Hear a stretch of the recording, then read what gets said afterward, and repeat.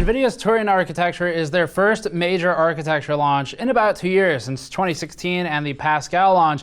And today we're going to be going through a deep dive of the Turing architecture. So this includes how things are set up architecturally. We'll be talking about GPCs, TPCs, SM layout, which has changed, by the way, going over why those things exist, why are there GPCs, why are there TPCs, and then we're also talking about RTX, the SDK, and how NVIDIA's ray tracing solution works, other things that can be applied to in games, if it's even useful in games, and things like that. Also, one more thing, big Turing, because the 2080 Ti is not actually the biggest one that they can make. Before that, this video is brought to you by Thermal Grizzly's high-end thermal paste and liquid metal. Thermal Grizzly's Cryonaut is an affordable, high-quality thermal compound that doesn't face some of the aging limitations of other pastes on the market. Cryonaut has a thermal conductivity of 12.5 watts per meter Kelvin, focuses on endurance, is easy to spread, and isn't electrically conductive, making it safe to use on GPU dies. Thermal Grizzly also makes Conductonaut liquid metal, which we've used to drop 20 degrees off some temperatures in our delidded tests. Buy a tube at the link in the description below. So this is not a review yet. We can't post them yet. Don't go out and buy cards. Don't pre-order cards. We'll be reviewing them soon enough.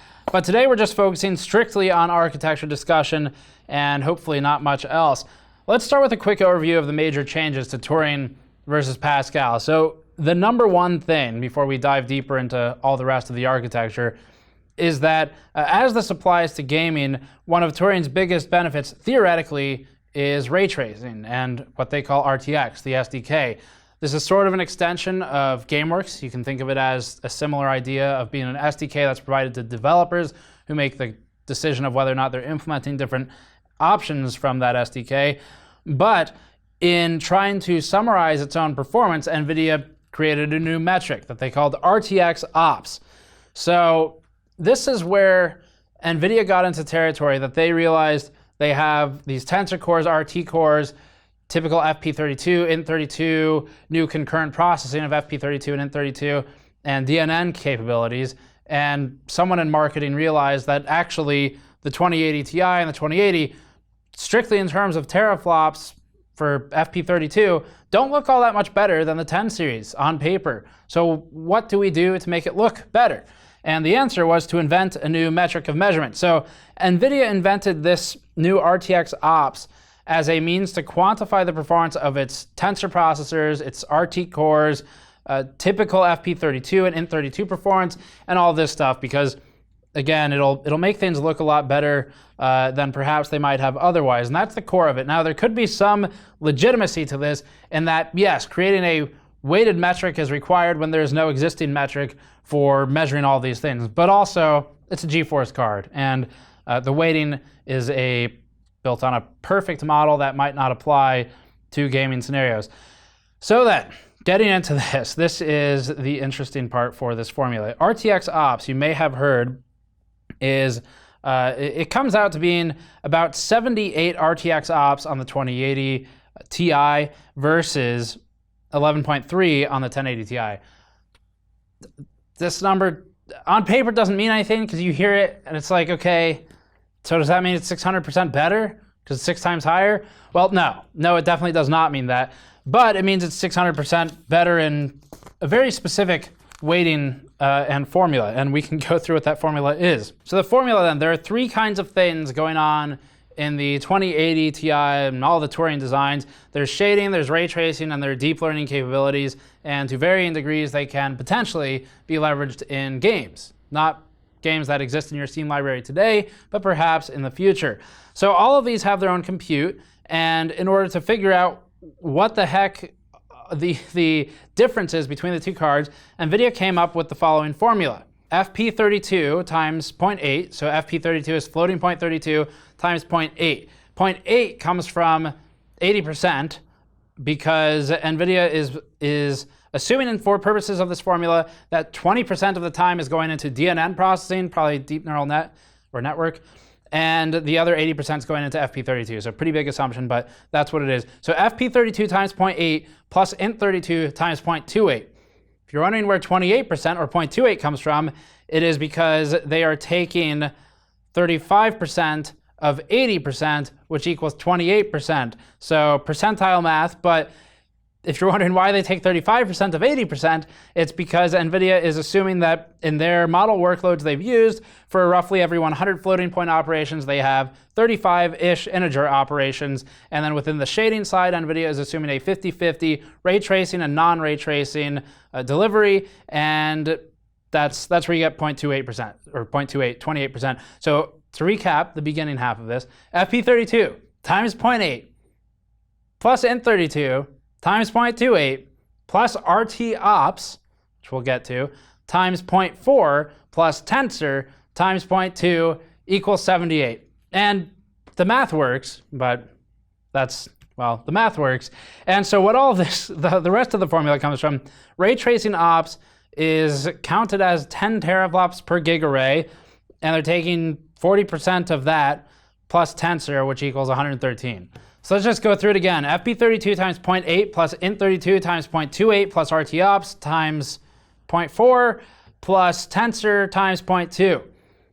And at first, this formula might sound like a bullshit marketing way to inflate the differences between the 2080 Ti and 1080 Ti to make it sound like it's greater than it is. But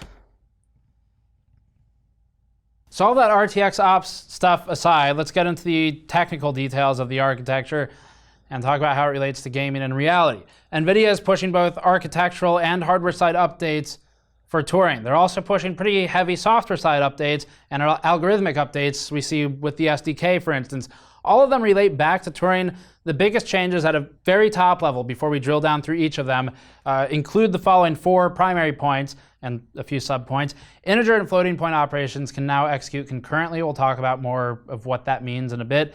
But Pascal would suffer a pipeline stall. If you shoved an integer operation into the pipe, everything would stop. All the FP would stop. It can't execute concurrently. It queues up and waits for that integer operation to complete. GPUs aren't great at integer to begin with. So that was a problem, and now they're going for concurrent execution, which is potentially a big deal, but depends on how many int operations you have versus floating point. Again, talk about that more in a moment. And FPUs, if you're not familiar with the way we describe these things now, NVIDIA calls a floating point unit a CUDA core, but it's a floating point unit. It does floating point calculations. So typically these sit idle in Pascal. They're trying to reduce that idle time with greater concurrency. And then next, there's a new L1 cache and unified memory subsystem. This will accelerate shader processing. NVIDIA is moving away from the Pascal system of separate shared memory and L1 units. So for applications which do not use shared memory, that SRAM is wasted and doing nothing. With Turing, however, this unifies the SRAM structures, that'd be your L1 and other caches and memories on the GPU die. It unifies those SRAM structures so that software can use one structure for all of the SRAM. So that's another major change. Point 3 out of 4. Turing has moved to 2 SMs per TPC now. It was previously 1. What does this mean? Well, it means that between the TPCs, you're now running with 2 SMs that have 64 FPUs or CUDA cores each. Previously it was 1 that had 128, but then you had fewer pooled resources like cache and memory, and that's another big change. So for this purpose, the end result is the same amount of FPUs per TPC, or floating point units, CUDA cores per TPC, but better segmentation of hardware, which theoretically benefits memory allocation, cache utilization, workloads that don't need shared memory, for example. Turing can scale it up, so it can go from up to 64 kilobytes of L1, or it can scale down to 32 kilobytes of L1 for applications that need the shared memory. And it's either L1 or shared memory, and then you can switch between them how much is allocated to each. So that's a big change too. You have also 2 load store units for purposes of this calculation. So Turing ends up with 6 megabytes of L2 for its largest chip, which is not one shipping in GeForce cards today, versus 3 megabytes of L2 on Pascal's largest chip. And L1 is now 64 kilobytes of shared plus 32K of load store, or the inverse, depending on the application, with 2 load store units. So you have a multiplication factor of 2 for these stats. Pascal used 24K of L1 and 2 sets of 96K of shared memory instead, just for comparison. Final point before we really get into it, GDDR6 has a 40% reduced end-to-end crosstalk and can clock beyond 14 gigabits per second when overclocking, so potentially a big change to the memory pipe and memory subsystem and the memory bandwidth, ability to deal with memory-intensive applications, which will be probably one of the biggest contributors to Turing's performance over Pascal. So getting into big Turing then. We'll put the big Turing specs on screen now. Like usual, the GPUs revealed thus far aren't the full versions of what NVIDIA has created. The biggest GeForce Turing die is the Tu102 GPU, presented in the Ti with 4532 FPUs or CUDA cores spread across 68 SMs, each of which has 64 cores. So simple math there. In reality, the full-size Turing GPU is 72 SMs and 4608 FPUs, adding 4 SMs on top of the 2080 Ti. This indicates room for a GPU with additional 256 FPUs in the future, potentially a Titan-class card or something, although that's not a giant jump. It could perhaps go alongside an additional 1 GB of memory. Tu102 wholly runs with 72 SMs at 64 FPUs per SM. That translates, again, 256 more FPUs than in the 2080 Ti. There are 8 tensor cores per SM, pushing to 576 over 544 between the two devices that we have listed on the screen.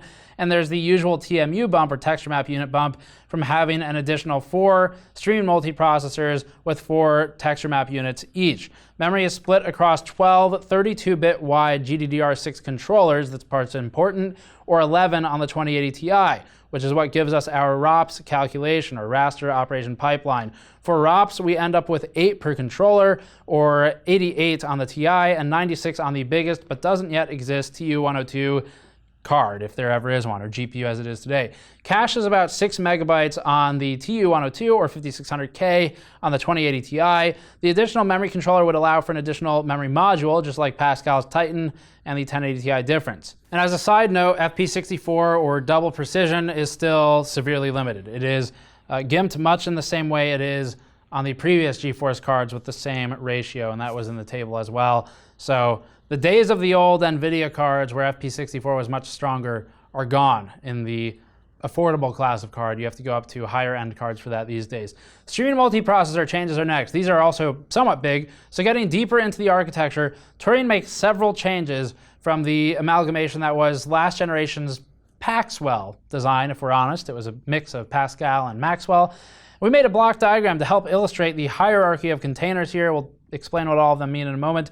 So let's put that on the screen now and go through it. The biggest Turing GPU is comprised of 72 streaming multiprocessors that are split between 6 graphics processing clusters, or GPCs. If we drill into a single GPC, you'll see that each GPC hosts 6 of its own texture processing clusters, up from Big Pascal's 5 TPCs. The GPCs also have dedicated raster engines, and we'll talk about that more in a moment. After this, we start to see some real changes. With Turing, each TPC now has 2 SMs, up from 1 SM previously. This splits other resources in half and helps with containerization of the resources. By moving from 128 FP32 FPUs per SM to 64 FP32 FPUs per SM, Turing adds more SMs overall, streaming multiprocessors, which adds more cache and processing blocks. Each SM is split into 4 blocks, each of which then contains 16 FP32 FPUs, 16 Int32 units, 2 tensor cores, 1 warp scheduler, 1 dispatch unit, and an L0 instruction cache, a 64K register file, and a unified 96K L1 data cache or shared memory. And we should have the SM block diagram from NVIDIA for that point. Turing has an advertised 50% performance per core improvement over the previous generation. So this is where we've in the past said you can't just compare a straight core count versus core count on GPUs because of things like this. Pascal was roughly 30% claimed by NVIDIA over Maxwell for per core, performance per core, and the definition of that is kind of loose. It could be power consumption for a given performance, or it could be raw performance. The next part, why? Why GPCs? Why TPCs? So we should cover that and why they even exist. Above the GPC, there sits something called a command processor. You've probably seen this in AMD block diagrams if you've ever looked at them. NVIDIA doesn't much talk about its command processor because AMD's is generally a bit more advanced thanks to the console integration. But the level of that being advanced, the level to which it is useful is kind of questionable in PC games, as we've seen in the past as well. So the global processor, the command processor, dishes out the commands to the rest of the GPU via PCI Express. That is where they come from, and it starts with the GPCs when it's giving a command. So Command processor sits at the top, gives a command down to the GPCs, and then those start doing work with their fixed function units and spread it to the TPCs. When running a game, DirectX or OpenGL or similar commands are dispatched via PCIe to the GPU, at which point these commands are stored in the memory of the GPU. The GPU must then work to access those commands, and it relies on pointers to figure out where the program is in memory. So at a much higher level, this is defined in part by the driver, but that's discussion for another time. The command processor manages multiple queues of things talking to the GPU via DirectX, and it needs hardware available to handle each one of those inputs. Canonically, a shader comes down the pipe and several fixed function things need to happen. Shaders get spawned, that might be vertex, geometry, tessellation, and so forth. You may need access to tessellators, another fixed function piece of hardware, in order to process some of these commands. The command processor communicates via PCIe to the host, manages the entire GPU chip, and has some power management functions as well. The GPCs are below the command processor. There are 6 GPCs in Tu102. The GPC is parent to 6 TPCs, but there is also fixed function hardware on the GPC, including dedicated raster engines. Fixed function hardware is typically allocated along the GPC boundaries, but the GPC is also useful for grouping TPCs. At a certain level, these are all managed together as a single unit. So, for example, screen space partitioning might have 6 bins that are tapped for pixel shading and surface space division. Think of GPCs as a means to allocate and distribute the workload to the right collection of sub-resources and fixed function hardware. Some of those sub-resources are TPCs, which are an indication of what resources are being shared and bound together. The Turing TPC, much like the Titan V Volta TPC, hosts 2 streaming multiprocessors.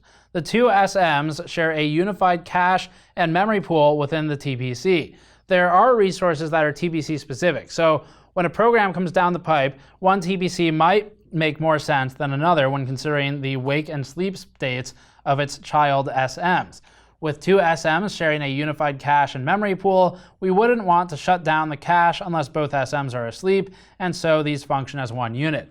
TPCs aid in power management as well. As the GPC pushes commands to the TPCs will wake and sleep SMs based on the optimal load balancing for minimal power consumption of a given workload. If one unit is half active, it might make more sense to wake the other SM in that unit rather than wake both SMs or one SM on a whole new TPC altogether, depending on how heavy the incoming load is. Other shared resources include rasterizers. For example, at greater than 1 triangle per clock, you'd need a way to divide up the triangles between multiple units for processing. This is where GPCs can leverage fixed function hardware to process a triangle and farm out the rest of the work to its local units. As for the SMs, the next part of the architecture, the biggest change, again, has been to concurrency between int32 and floating point operation execution. So Turing moves to concurrent execution of FP32 and int32 operations. Pascal, again, pipeline stall if it had an int operation come down the pipe. Rather than stall the FPUs to allow a single int operation to execute now, they can execute simultaneously because of independent data paths for both int and floating point operations, and that's one of the bigger changes to this generation. For examples of when integer and floating point operations would be encountered in games, we reached out to some game engine programmers that we know. GPUs are traditionally bad at integer operations, and so int-heavy programs typically remain on the CPU. Here's a quote from one of our developer friends. Quote, "Most traditional graphics operations are independent and purely floating point. Shading a pixel, for example, doesn't require you to know about the surrounding pixels and is essentially just a bunch of dot products and multiply adds. But ray tracing through an octree requires alternating integer and FP operations. For example, you need to find the nearest subtree that array intersects to recurse into that subtree. Intersecting with the objects is a floating point operation, but deciding which is the nearest is integer and Boolean logic. How will this help games? If you can move more sophisticated ray tracing to the GPU, you can improve the quality of lighting algorithms there. Pixel shading can use this ray trace data to calculate real-time shadows, or you can move physics simulation to the GPU, freeing the game to simulate more complex game systems." Integers aren't just for ray tracing, even though that's mostly what that quote was talking about. Just to dial it back to the very basics here, Talk about integer versus floating point. Floating point gives you more precision. You have a decimal point after it. It can be FP32, FP64 would be considered double precision. FP16 would be considered half precision. But you have a decimal point there for traditional FP32 operations, and then that extends out to give you the level of precision. Integer is a hard number. It's just a whole number, 11, period, that's it. Or 10, period, that's it. So you might use integers for something like take an RTS. Counting the resources, if you have gold, wood, stone, something like that, Age of Empires style resources, that might be integer because there's no reason to have that level of precision beyond a whole number. And then beyond that, you could use it for something like there are examples online of counting units, counting objects in a game, counting 3D objects. You don't need halves and fractions for that. You just need the hard number. So that might be integer. The question is, does that stuff go to the GPU or does it stay on the CPU? And we don't fully know that answer. Our friend here who gave the developer side quote helped out a lot with the ray tracing side of things, but typically that stuff goes to the CPU. That's why CPUs leverage different threads for game logic, game physics, game sound, all that stuff. So we're not clear 100% on what integer operations will go to the GPU at this point. Even though game engines do use a decent amount of int operations, it's just a lot of them go to the CPU. So that might change, it might not. We're not really clear on it, but that seems to be the theme for a lot of the stuff with new technology is you know there's potential, you just don't know where it's being used. So next up, memory and the cache subsystem have received some of the more substantial updates in Turing. Memory is now unified, so there's a single path for texture caching and memory loads, and that frees up L1 memory to be it's closer to the core, so it's the most important. Applications can decide whether they need more shared memory, more L1 cache, and then it can switch between how much of each there is between the SMs. They can also divide into groups of either 64K of L1, 32K of shared, or the opposite, split across two load and store units. And this helps with applications where one structure may have previously gone unused. Now it can just pull that, either that shared memory or that cache, and push it over into the other one. So you might typically have shared memory going unused in one application, it just wants a lot of cache. Now you can pull that shared memory allocation, turn it into cache, or at least some of it anyway. So that leaves the expensive SRAM more utilized than previously expensive, primarily in that there's very limited amounts of it. And then after that, we still have tensor cores and RT cores to talk about. So this is a big part of this architecture, and the one that is the most uncertain in the future of what will be useful for games. So it's one that will primarily be leveraged in very targeted applications that have explicit use of these new types of cores. And for gaming chips, it's more about inferencing than training because everything's done in real time. So it's more about figuring out what's happening, not training for future simulations or scenarios, which would be training versus inferencing. And DLSS, or deep learned super sampling, deep learned anti-aliasing, those are situations we'll talk about more later that will utilize the deep learning side of the chip. As for RT cores, these are specifically used for accelerating bounding volume hierarchy navigation when testing for points of intersection between rays that are traced and triangles that may collide with those traced rays. BVHs are used in many 3D applications, like in our own intro animation with Blender, and are useful for storing complex 3D data. Ultimately, 3D objects look something more like a whole bunch of numbers, just a mess of numbers and coordinates, and that's what the GPU and CPU are dealing with. When a GPU is trying to determine if a ray intersects with a triangle, it must scan the entire list of numbers to determine if there's a hit. Doing so creates pipeline stalls and makes real-time ray tracing difficult, but not fully impossible, as it has been done as recently as 2014's Tomorrow Children game. Still, in order to speed up intersection checks, all of this data can be shoved into a bounding volume. This isn't new technology, by the way. And then the application and GPU can determine whether the ray intersects with different groupings of geometry using the new tensor and RT cores. So I'm now going to try and explain what NVIDIA's CEO more or less failed to explain on stage when he did the whole boxes within boxes thing. So if we have intersection checking going on with a 3D object like this 1080 Ti video card, you're trying to figure out from the point of view of the camera, where is the ray of light going to hit? Which triangle will it intersect with so that we can then figure out the correct color for or the correct rendering of that triangle. So we're tracing a ray from the camera. You can either trace it against every triangle here, all of that data, just a ton of numbers, and scan it all. You're wasting thousands of cycles for that. Or you trace it against maybe, let's say, 3 cross sections. So we cut this card into 3 pieces, top half, middle, or top third, middle, and bottom third. When the ray then hits, what we're checking is against 3 pieces rather than everything. And so maybe we figure out, okay, it's not in the top one, it's not in the bottom one. So we know it's in the center of the object. So the ray comes back, it checks, it hits something in the center, and now it just drills deeper into smaller and smaller bounding volumes until it eventually gets to the triangle that it intersects. And what that does is, in this analogy, it allows us to completely ignore the bottom third, the top third of the triangles, and focus only on the center, and that is where the advantage is derived. And then you end up using RT cores and tensor cores for different elements of deep learning or ray tracing, in this case, the RT cores. So you're just doing a lot of matrix processing. So the shader uses a ray probe to find the section of triangles, and then it decodes that section. There's an intersection check to see which subsection the triangle might be in, and then it continues on until it eventually finds a triangle. Scanning like this, again, thousands of cycles typically, so not all that feasible for a GPU to complete real-time ray tracing, but RT cores are supposed to help. The RT cores accelerate this by parallelizing the workload. Some RT cores will work on BBH scan, while others are running intersection checks with triangles, fetching, and triangle scanning. The SM, meanwhile, can continue normal processing of floating point and integer operations, now concurrently, and is no longer bogged down with a BBH scan for rays. This allows normal shading processing to continue while the SM waits for the ray. Of course, all of this hinges upon game developers deciding to adopt and use the RTX SDK for their games, and it could take years before we start seeing any meaningful implementations beyond the first handful of titles. The technology has a sound foundation, but minimal practical applications at this time, limiting its usefulness. Let's get into some examples of what the RTX SDK can be used for before closing out the video. A few interesting notes on RTX. First, like AMD did with Tu102, RTX can be used for sound tracing. It never really went anywhere with AMD's Tu102, but maybe there's a chance here.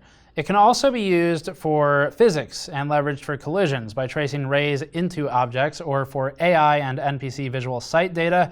Again, at present, we're not aware of any such implementations in existing games, but it is possible. In gaming applications, RTX will be mixed with standard rasterization. This is not full scene ray tracing, as you might have been led to believe by some of the demos, but it is highly selective instead. Thresholds are used to determine what should or shouldn't be ray traced in a scene, and at present, NVIDIA is only using 1 to 2 samples per pixel, plus denoising to make ray tracing feasible in real time. There's a long way yet to go for the dream to be fully realized of real-time ray tracing an entire scene. RTX is useful for 100% ray traced scenes, sure, but mostly those in which there are pre-rendered animations, i.e. not real time. Separately from this, ray tracing can be used to cull objects with greater accuracy than bounding box volumes are today.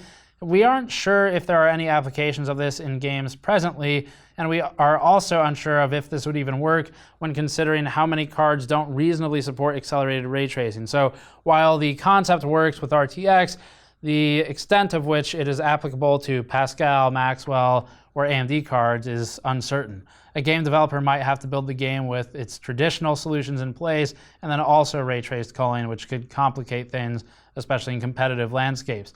Real-time ray tracing may prove most useful as a workflow speed-up for developers, like when modifying lights in real time and not baking pre-computed ambient occlusion or shadow maps. Shadow reflections are also interesting use cases for ray tracing. NVIDIA isn't denoising the entire image and applies 1 denoising filter per light. This means that increasing light sources could or even will decrease performance, and the population of tech demos with a single light seems to solidify this. Denoising requires specific data on hit distance, scene depth, object normal, and light size and direction. There are 3 types of denoisers used in RTX: directional light denoisers, radial light denoisers, and rectangular denoisers, all of which use different algorithms to determine ground truth for the image. I think that'll cover us for now for the architecture discussion. There's more, but that seems pretty good. So mostly focusing here on big Turing, on the SM, arc changes, why GPCs, TPCs, and so forth exist. Hopefully that helped you out. And then we do have things like the cards taken apart. We'll see what we do with those. NVIDIA sent a last-minute email saying no disassembly of cards. So we'll figure it out. There's a lot of screws there, though. So clearly it's already been done. I mean, is this disassembly of a card? It's a backplate. I don't know. Does that count? It's not active disassembly. So I don't know. We'll figure all that out later. But we have the videos. We'll post them whenever we feel like we can or want to. And otherwise, subscribe for more. There will be a lot of Turing content coming up. Hopefully this architecture deep dive helped you figure out what's going on. But again, this is not a review. Please do not assume that all of this stuff will work out perfectly because we haven't tested it. So don't pre-order or buy just yet. Wait for a review. And subscribe for more. Patreon.com/GamersNexus helps out directly. Store.gamersnexus.net to pick up one of the mod mats that we used for the teardowns we weren't allowed to do. And I'll see you all next time.